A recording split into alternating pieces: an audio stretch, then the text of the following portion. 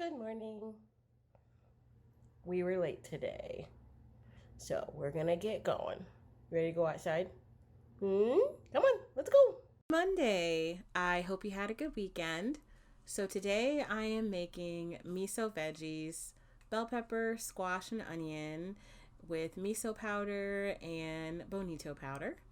And then I'm gonna do an egg roll with 3 eggs, salt, pepper, and onion powder, along with brown rice, plain, some kimchi dumplings that are frozen from Better World Market, local Asian grocery, and then fruit, which would be grapes and strawberries pretty much for the whole week because that's what we have. And then tomatoes as usual because Mr. Business enjoys having tomatoes in his bento. And that's it for today, which is a vegetable bento day.